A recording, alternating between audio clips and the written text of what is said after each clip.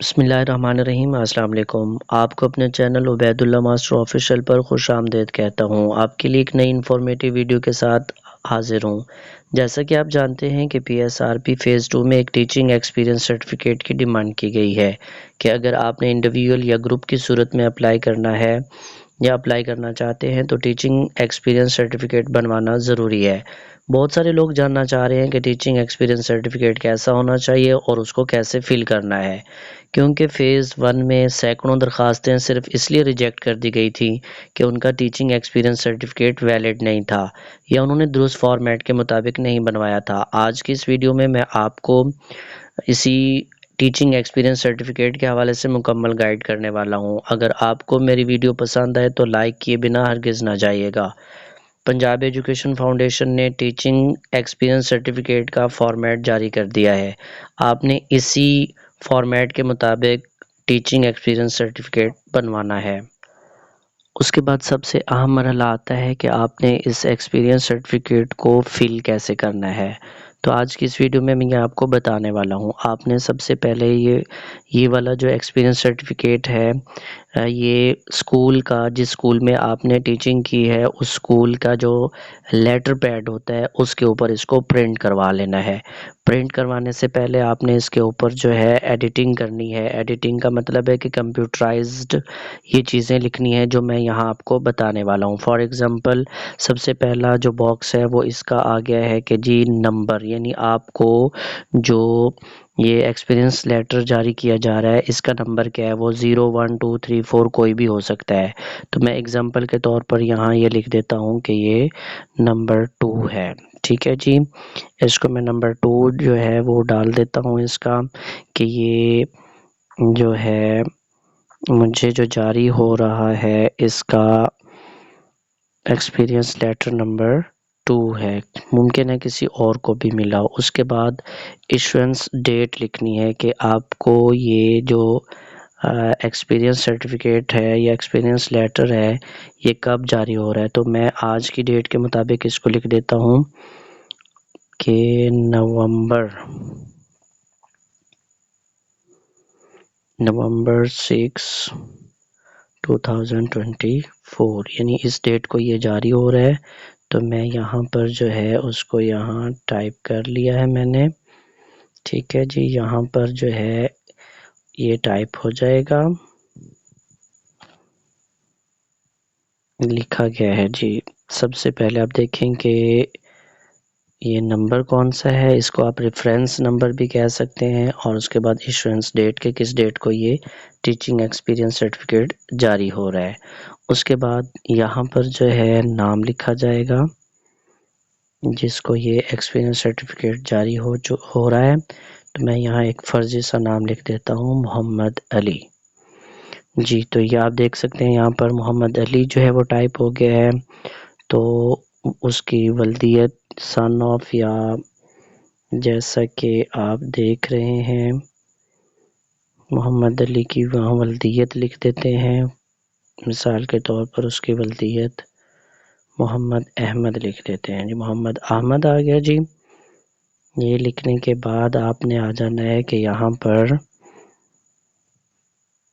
کیا کرنا ہے جی۔ آپ نے یہاں پر تیسرے نمبر پر آپ نے اس کا CNIC نمبر لکھنا ہے۔ فار ایگزامپل میں یہاں کوئی بھی فرضی سا نمبر لکھ دیتا ہوں، ٹھیک ہے جی۔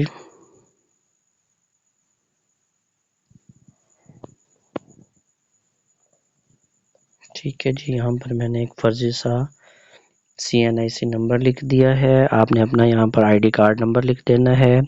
اس کے بعد نیکسٹ جو ہے وہ ہمارے پاس ہے has been employed in، یہاں پر آپ نے اس اسکول کا نام لکھنا ہے جس اسکول میں آپ نے پڑھایا ہے یا پڑھا رہے ہیں۔ تو یہاں پر کوئی بھی اسکول لکھ سکتے ہیں، میں یہاں لکھ دیتا ہوں جوائنٹ فورسز پبلک اسکول، ٹھیک ہے جی۔ یعنی آپ نے یہاں پر اپنے اسکول کا نام لکھ دینا ہے، ٹھیک ہے۔ یہاں پر اسکول کا نام لکھنے کے بعد جو ہے ہم آگے بڑھ جاتے ہیں، ٹھیک ہے جی۔ اس کو میں نے ایڈٹ کر دیا ہے، اس کو شارٹ کرتا ہوں، یعنی joint forces school for example ہے۔ اب یہ تقریباً یہاں پہ مکمل ہو گیا ہے جی۔ اس کے بعد جو ہے آپ نے یہاں پر ڈیٹ لکھنی ہے کہ آپ وہاں پر جو ہے کب سے کب تک پڑھا رہے ہیں۔ فار ایگزامپل آپ کو وہاں کتنا عرصہ ہو گیا، آپ نے سٹارٹ کب کیا تھا، میں یہاں پر لکھ دیتا ہوں کوئی بھی مہینہ، فار ایگزامپل مارچ 6، 2020 لکھ دیتا ہوں فار ایگزامپل، یا 18 لکھ دیتا ہوں،